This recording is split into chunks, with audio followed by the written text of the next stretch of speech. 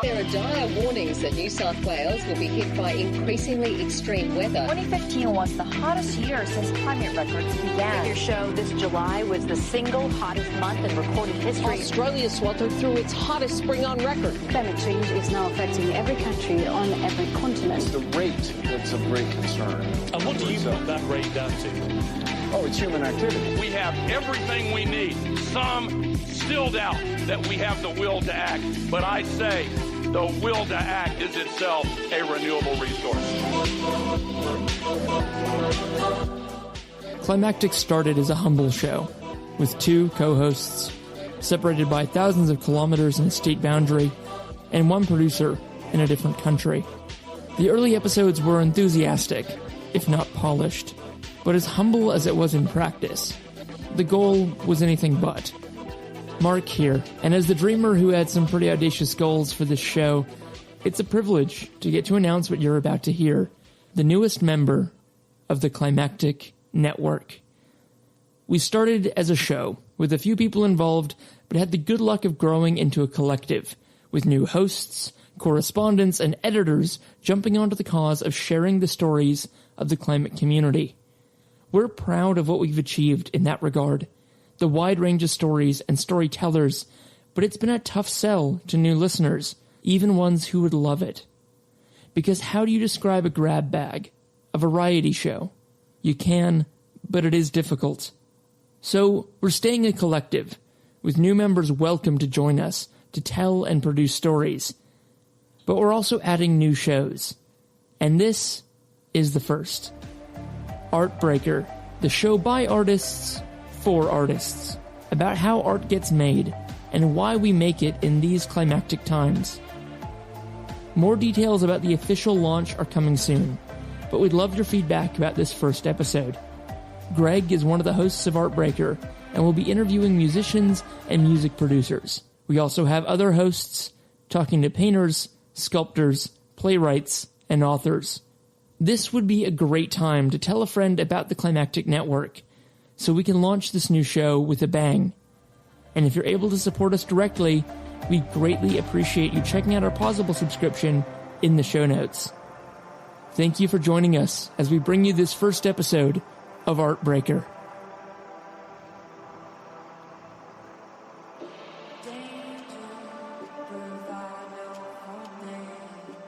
Soju is the project of producer-musician duo Zoe Galt and Greg Grassi.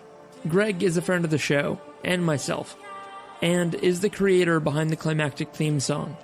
Today, I'll be diving into the creative process with Greg, and taking apart, piece by piece, a track from Soju's new and first EP. For fans of the podcast Song Exploder, you'll notice we're paying homage to their style, and if you're not already, if you like this demo for what will be Climactic's first new show as a network, then you'd love them, and please check them out. Greg will be hosting this new show, but for this first episode, we're turning the tables and asking him about his musical process, his workflow, and how the climate crisis is affecting his work as a musician. Please enjoy this first episode of what we're calling Art Breaker, with Greg Grassi of Soju. You're listening to the as yet untitled project on the Climactic Network, all about the artists and art that is shaping the world around us, how it gets made, and how it's influenced by broader societal issues as well.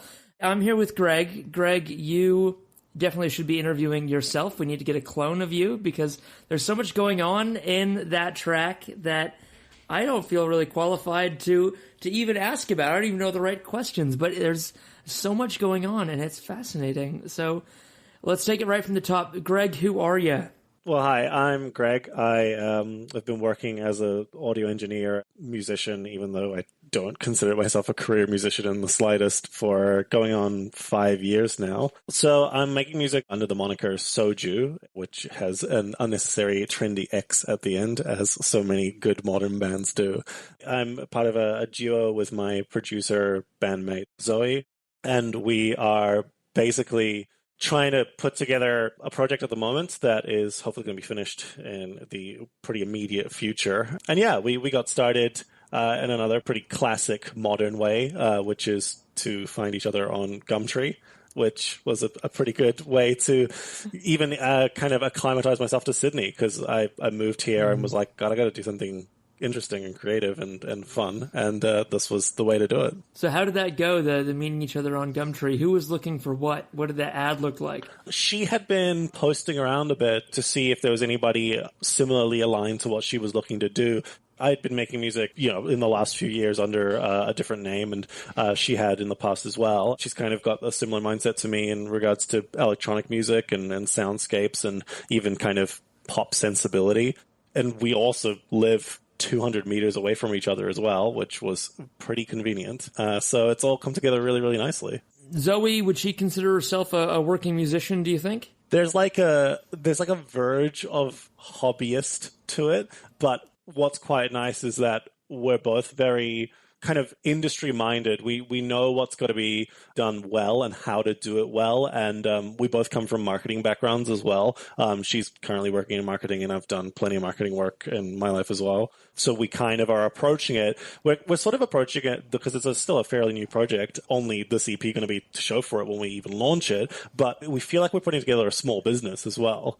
That's how I feel every time I'm really working on it and thinking not just about the music itself, but like the image we're putting out into the world, what we're actually contributing, how we can get people to want to listen to it too, which I'm sure loads of musicians who are really taking it seriously feel a little time as well. Is there any tension there at all in how you think about it in terms of, oh, well, we could do this track and we could add this much production to it, which might be more than we need for the song and for the concept itself, but we can do it, therefore we should, to show that we can? Interesting, because with music as an artistic medium, I feel like for a lot of people making it, the mentalities not necessarily changed, but highlighted a little bit differently in recent years. Because nowadays with electronic music, like if you're a bar band and you're playing, Fleetwood Mac and Dire Straits covers, power to you. That has a sense of musicianship that I think a lot of bedroom musicians and bedroom producers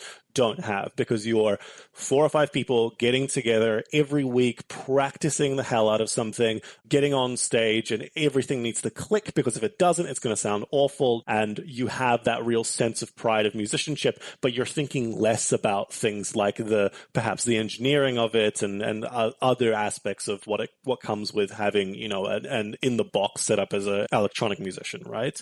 But with electronically made music, a lot of it is really accessible to anyone. Before 2 months ago, I was still working out of an 8-year-old laptop, and it was falling to bits, but it was enough to get me to make music that I honestly consider to be of a grade that you would hear anywhere. So, there's like 15-year-old kids who are just picking up laptops and making music. And when I was starting out making little hip hop beats, they sounded good, even though they were just, 4 chords on like the stock piano of my DAW and some drums. And that has been proven to work for people anyway. So over-engineering things is more about choosing what should go where. And like the musicianship is important as you go along, and you realize like nothing accounts for taste. You can make whatever you want for yourself and not really for other people. So if you want to be putting more work into things and layering them and texturing them and giving a really specific mood, it's more about knowing what the hell you're doing rather than just putting more and more in. Do you remember the first time you made music that someone else got to hear? Yep. Well, I think that this also relates back to how easy it is for people to just pick up and make music nowadays, and for it to get heard if you're really lucky enough to do it too. Because when I was just starting out doing it, I was making it under a band name called Chambers, which was with another bandmate at the time. And I was making all of the music and doing all the mixing and passing it along to her, and she would listen to it, and then we'd get together and we'd write lyrics together, and then she would sing, and I put it all together. And when we first got to the point where we had an entity of 5 songs, basically, at zero expectations, popped it online, did it all ourselves, and blessed be the New Zealand government incentives for looking for musicians with some seriousness to what they're trying to do, for passing that EP around to radio stations, to student radio, and getting one of our songs from that playlisted, and that eventuated into a record contract and people hearing it, and that was really incredible. So to put it another way, you were discovered, and you were discovered in the age of putting music online and seeing where it went. Yes.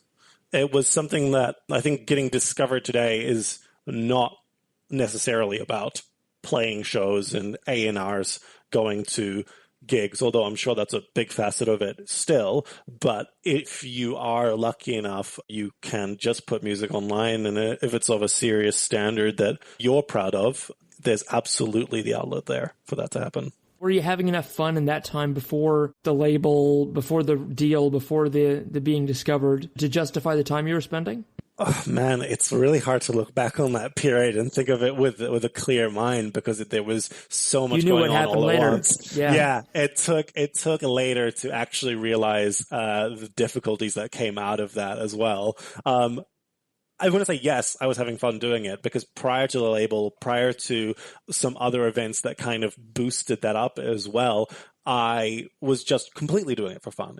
I was still pretty new at it. I had no real clue what I was doing in terms of arrangement and in terms of mixing, and I was learning a new skill. That was really what it was. And I had the grace of a really good writing partner with my bandmate Lucy at the time. And so we were just putting things together for fun and seeing if anybody liked them. And our Facebook page was people that we knew wholeheartedly, and that was it. It was a zero expectation thing, and everybody always says when you listen to any sort of interview about what should you do to make your music successful, it's don't make it for other people. That wholeheartedly rings true to me. You should just make something that is for yourself. If you are trying to make music that is personal and make music that is fun and make music that you really like to go back and think, this was a period of my life, and I made this stuff, and it was what I was feeling at the time, and it's what I was doing at the time and learning at the time, and it was just, yeah, it's like a little memory box. Well, let's sort of open up those memory boxes in a little bit before we get into sort of the one track we're kind of focusing on today and the production side, which I know you're raring to go on, and I'm interested to hear all about the process. But with you making a lot of music right now, you're working on this next EP, the first under the Soju name. Yep. And you've got these tracks in this EP you've done earlier under Chambers. How did your mindset and what was going on in the world kind of affect your writing process? Or I know it's going to be very different. Each track is coming from a different place. It can come from a little stub of an idea. It can come from something bigger. But looking back on it now, especially like, say, the earlier Chambers stuff, who Greg was at the time, but also what was going on outside of you in wider society kind of color the work you were making. The biggest difference for me between what I was doing previously and what I'm doing now is how I'm dealing with my internal self, I think, as well, in terms of where I am mentally. I mean, if you look online for any sort of problems that plague musicians commonly, or people working in creative fields full stop, it always comes down to mental health. That's the thing that is the stickler that I'm sure that there's a question to be asked, which is, do creative people have mental health problems because they struggle being creative, or is being creative the cause of the mental health issue? Yeah. When I first started making music, it almost entirely stemmed from being in a place of severe depression, and I was having anxiety problems that I'd never really faced before as well when I was doing it. Then this kind of was that outlet, and but that's probably the way that a lot of people see their own music making as well. Whereas now, well, I still face a lot of mental health problems. I won't lie about that, but I have picked up tools to deal with it a lot better in the last 5 or 6 years as I've matured as a human being as well. And I still see music as an outlet for centering myself and centering my mind into something that I can come out the other side with, that I'm really proud of as well. To keep my climactic hat on, Greg, has climate change affected your everyday mentality at all? Or how you approach your music? What's going on in the world in regards to climate is overwhelming. Everything about it is terrifying to the point where you struggle with the idea of being able to make the change as a single person a lot. And I have met some incredible people in my life who put themselves on that firing line to try and make something happen. And I honestly, not even from a artist perspective, struggle personally on what I could possibly do to make a difference, and it makes that feel hopeless. You just think, now I am doing something with my life in my mid to late 20s and 30s, so you are a real human being enough for the first time in your life that you can go out and make a sort of a difference in the world. But you have a very specific skill set that you've maybe worked towards your entire schooling life prior. How do those two things interconnect? What can you do with the skills at your disposal? And music obviously has a huge background in activism, in that people who are making music oftentimes make music to go and be activists and voices of change. I don't know if that necessarily drives my own music, but it is something that is still always present on my mind. If I got the opportunity to do something at all that benefited the world, because music making is intrinsically quite selfish, I've noticed as well a lot of the time. There's a lot of people who really do want to use their platform to help others in similar positions and the world at large. But when you are a small-time musician of any sort, a lot of the time you're only thinking about yourself. You're thinking, what can I do here that's going to benefit me? What am I going to do here that is the next smash or the next thing that actually is going to make me rich or make me famous? And it's a pretty toxic mindset to have in itself. Like, it's something that I really think people who are at the same level of artistry as what I consider myself need to be more open-minded about. They need to think, like, how can we actually band together rather than focusing only on ourselves? Yeah. Brought up a lot of really good things there, and I think you're right from the outside perspective. That makes complete sense why the dynamics at play in the market. If I was an individual solo artist, no one else is looking out for me. No one else has my back. I'm the only one who's really gunning for my own success. So you have to be, sadly, in that system, a bit opportunistic and take what you can get and just try to climb that ladder rung by rung, even if it's sort of over other people. Sense. It does. And yet the arts, and this is something I was very ignorant of and kind of didn't respect all that much until recently, that the role of the arts in society as being so important, reconciling this, like, to get to the space where you're having quite a big social impact, you have to climb up through this kind of toxic, kind of insular, introspective, selfish system in order to get there, and then you're expected to have something positive or of use to say to society.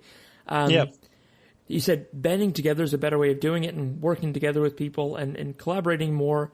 Do you see that realistically as a better solution at scale to this problem of how do we encourage and enable people to be artists and to make basically our culture? I think so, because I think that if you are creative-minded, you want to give something to the world. You want to express yourself, and if you've got something to express, usually, or you would hope, it's something of importance. And so when you get more people together who have that same mindset, it's going to immediately flourish into something that feels more community-driven. And I think is important to note when we're talking about, like, the self-centered nature of trying to be opportunistic when you're struggling to make any sort of impact at all, is with a lot of other creative outlets, it typically takes more people. And as technology becomes more accessible and people are whittling into their own bedrooms, making music, making something for themselves, and that is personal, but they still want other people to listen to it because they're going to the extent of actually putting it out into the world,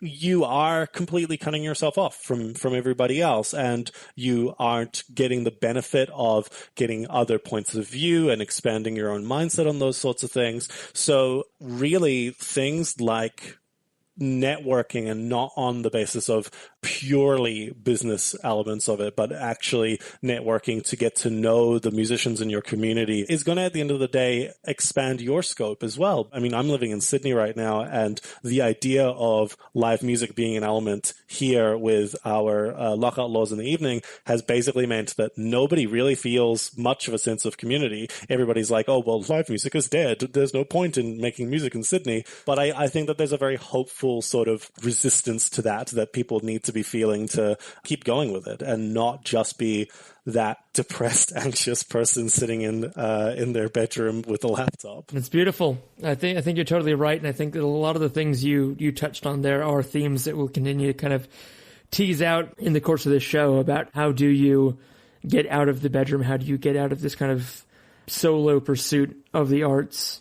Other people as well hearing this will be excited about the prospect of teasing out more of your thoughts in the course of more of these interviews, which is not going to be hosted by me. And I'm so excited by that because I'm in awe of this. It's not my toolkit. For you, it is. So speaking of that, we're going to talk about the creative process of one song in particular. And then, a la one of our favorite shows, Song Exploder, we'll play the whole song for the end of the episode. So, Greg, take it away. What is the track we're going to talk about today from the new Soju EP out soonish? We're getting into the mastering studio this week, and I still have so much work to do, but... So the track is called Monster Not Happy. An odd collection of words on its own. We pained over the idea of what we were going to call this song for a really long time. A lot of songs on the CP actually don't have immediately obvious names. This one, my bandmate and I were thinking of what we could write about on the CP that would be of interest on a larger scale and what people could actually relate to. And I've always kind of had this want to write something that is verging on misandrist, but in like a entertaining way. Misandry is the practice of prejudice against the male gender. So we have written the song that comes from like a lot of feelings of pushing away toxicity, and Monster Not Happy resonates that nicely, but also it comes from one of Zoe's vocal tracks that we wrote. I had pitched her vocals down an octave to make her sound like a rumbly monster as well. So yeah, it's a bit of a silly, lighthearted title to a song that is meant to be pretty heavy, but also kind of entertaining in those aspects as well, and fun to listen to more than anything.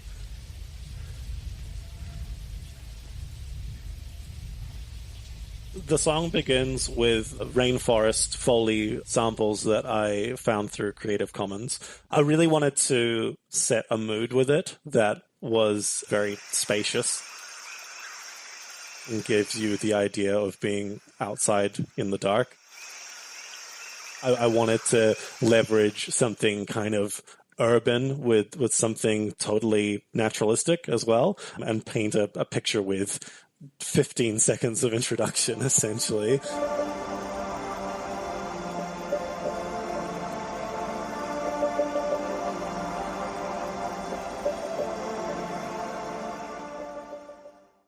There's a lot going on in that. I'd like to do a lot of layering in my music that I want you to be able to feel it without necessarily hearing it. And that is a really hard balance to strike, because I spend tens of hours, if not hundreds, in these projects. And at that point, what I'm hearing is probably different to what somebody hearing it for the first time is going to be hearing. But in that small introduction, you not only have kind of highlighted rainforest noises to paint the monstrous idea. I wanted you to imagine in your mind's eye like two wildcats' eyes looking at you out of the darkness.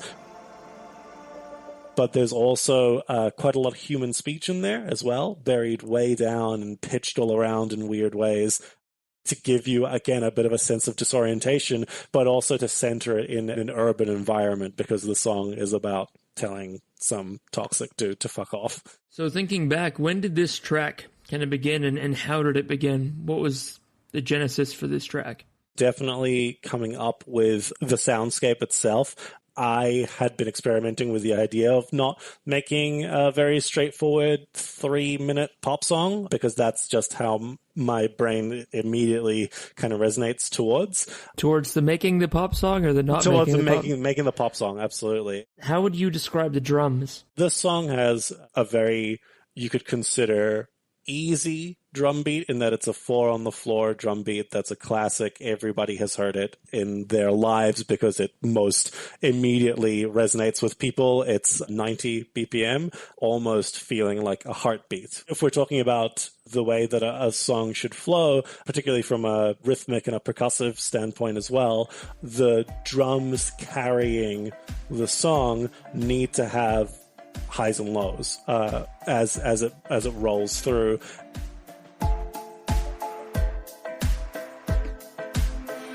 The easiest way to break into a new section in an exciting way is if you're a drummer with a crash cymbal of some sort and something to anchor a new section in place.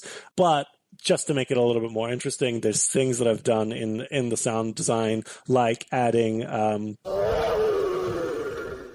a lion's roar as a crash cymbal underneath it as well. So you've got normal sounding electronic drums, or a typical kit, you would imagine, but then all of these natural stick sounds that serve to help with the elements your ears are used to hearing as well. Get a bit of joy in that, you're sort of using those unexpected sounds to replace familiar elements. Is it kind of more for your enjoyment as well? It's definitely for my enjoyment to try and think of things that are going to suit it on a sonic palette that are really not what you'd expect. How do I actually make the song not sound like it came out of a computer too? Because if everything is coming out of a computer, you need to find ways to make it feel lifelike. People respond to music that sounds human, not so much that sounds completely fabricated. There's elements to even the poppiest of pop songs have some element of the instrumentation that resonates with the human mind to spark an interest, to make something happen.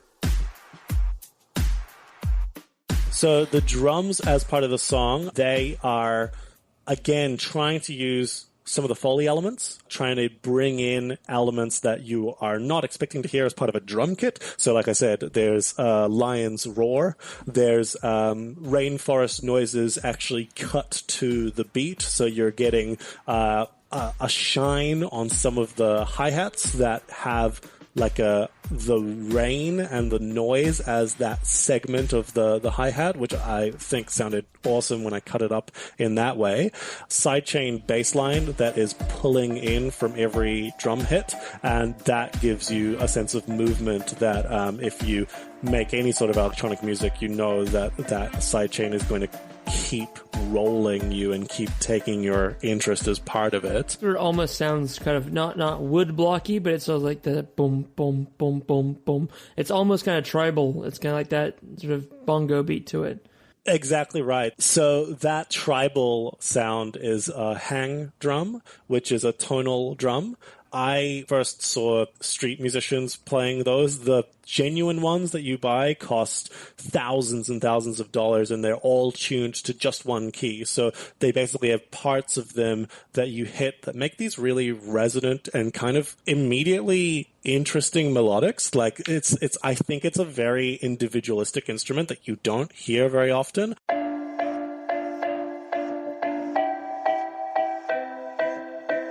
So it is a resampled hang drum in D minor that I have kind of built around this melody that goes throughout the chorus as well. And like you said, it's supposed to be tribal. It's supposed to give you that sensation as well, all coming back to that soundscape. You'll hear throughout the song as well a bunch of gasps that come in before the end of every beat.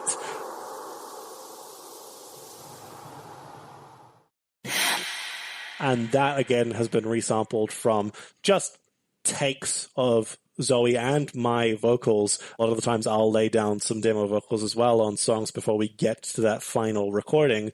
And they are sharp and kind of attention grabbing every single time. I think when you hear them, you'll never unhear them, but they are another naturalistic bridge to the drums that make you feel that human element. And it's got an urgency, again, that is part of that tribal feeling too. So if I understand that right, Greg, you had these field recordings, I would call it, in my, with my podcast hat on. That's right. And you wanted to make essentially a 3-minute pop song that included these elements. Absolutely. It's something that I think gives it some immediate personality out of it too. And where it went from there was building what we are trying to make a very strong and resounding song out of it that has a lot of that pop immediacy, but that still really keeps that feeling, that animalistic feeling, because it serves the message of the song as well. When you hear the song, there's loads of big, thick synth elements to it.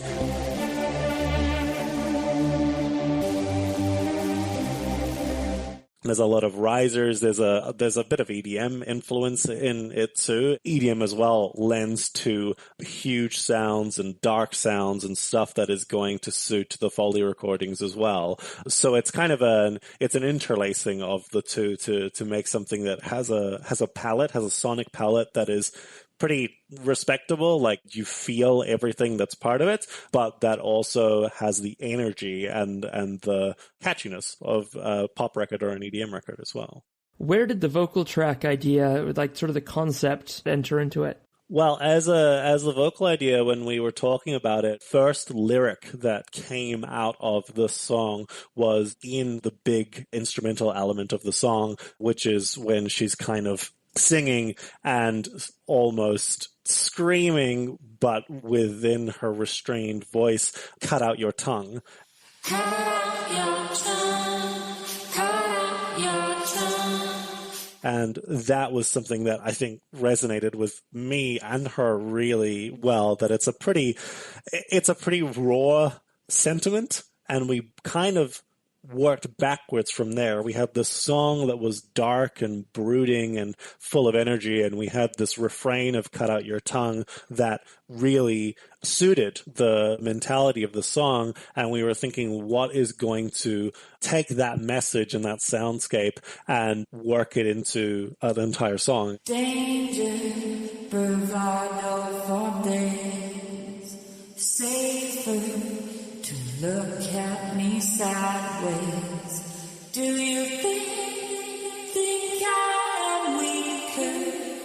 Careful, I'm a mess of creature. Because a lot of the CP is trying to stay quite raw emotionally and as emotionally vibrant and open as we can from both of us, just trying to have something that is pretty, on occasion you're taken aback by what you're hearing as well, some of the lines, particularly the way that Zoe sings them as well. So we wanted to write this song that was really anthemic and a powerful thought of womanhood and what would be really punchy there and what would be like a fight song almost to that mentality as well. Darling, don't you see, if you come at me, you will feel a different touch. Talk too much.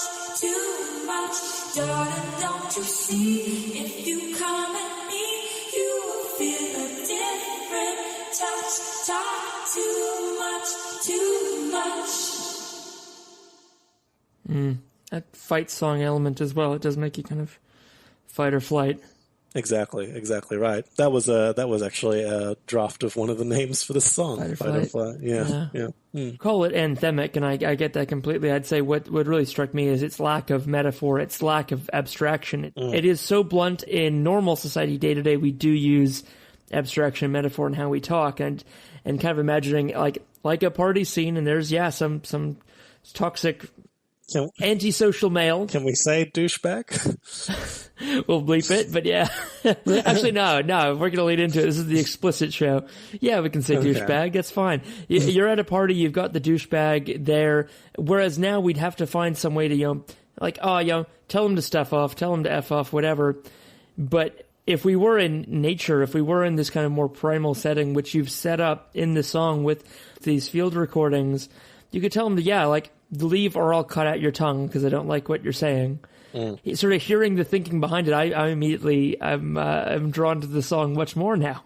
It's great. Having the duplicity of having something that's still that has that primal idea, like you're saying, as well as being pop commodity in those strands of what inspired the music and the songwriting, places it nicely for you to enjoy, I think. Yeah, and it's a strong sentiment, and I loved "Cut Out Your Tongue" when I first heard it, and there's a lot of choice lines throughout the EP that Zoe has come up with that are truly pretty eye-opening if you think about them, and they're very cool. I like it a lot. And now, in its entirety, here's Monster Not Happy from Soju.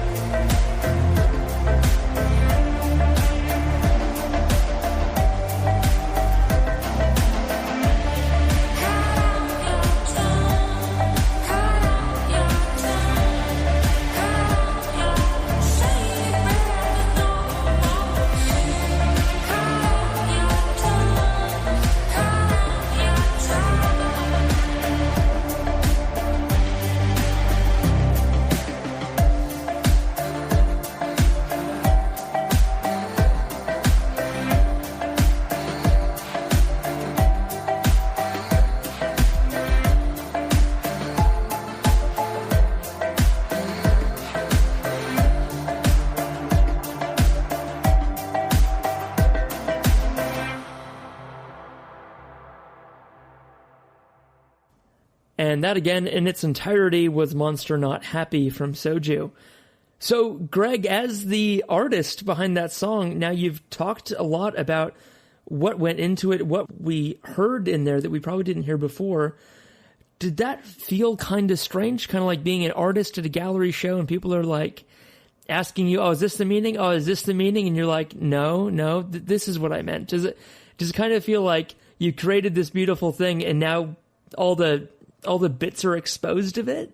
I relish any opportunity to talk about anything I've done creatively because there's not enough people interested in hearing about it, and that is totally fine. I could talk about this for 100 years. I'd love to see what goes into some of the processes behind the stuff. It is so cool. It's such a cool part of what I do on my day-to-day as well. I'm so happy to hear that, because what we touched on a lot was the kind of solitary nature of a lot of the creation of art in this day and age, especially in music and especially in electronic music, which is easily some of the most popular types of music out there. I think a lot of people are kind of suffering in silence in the process of making their art, and they don't want to be isolated. So I'm really excited about this series moving forward. I'm really excited to hear you having conversations with other artists about these things that you're so passionate about and enjoy.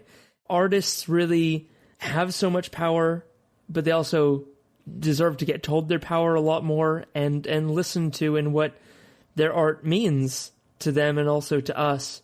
So thank you so much for joining me to do this. And how do you kind of feel about getting to do this today and also to talk to other artists about their process? Listen, like I said, I could do this all day, and kind of like my own music, if nobody else listens to me talking to other artists, I'm going to enjoy doing it anyway. So I cannot wait to chat to some people that we both know who are making incredible art and who really have something to say and want to share, and going into not just the structural and technical processes of what they do, which is something that I find so interesting, but what drives them and what makes them want to get up in the morning and get behind their computer or on their guitar or on their keyboard, whatever it takes to write something and put something into the world that everybody else can hopefully enjoy. Yeah, I think you put it beautifully there, Greg, and I'm really excited about this project and seeing where it goes.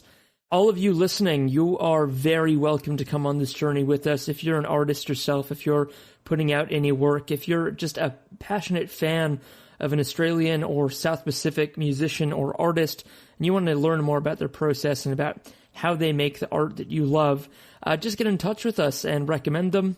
This is definitely going to be kind of an artist forum to have conversations about not only how you make what you make, but why. And what it means not only you, but to your fans as well. So thank you for joining us. Thank you for joining me today, Greg, for this pilot episode of this as yet unnamed project. By the time you're hearing this, it will have a name, but if you've got a better one, just let us know. Send us a recommendation of a better name or any feedback from today's episode to hello@climactic.fm. And we look forward to you hearing us again soon. I'm so into it. I can't wait.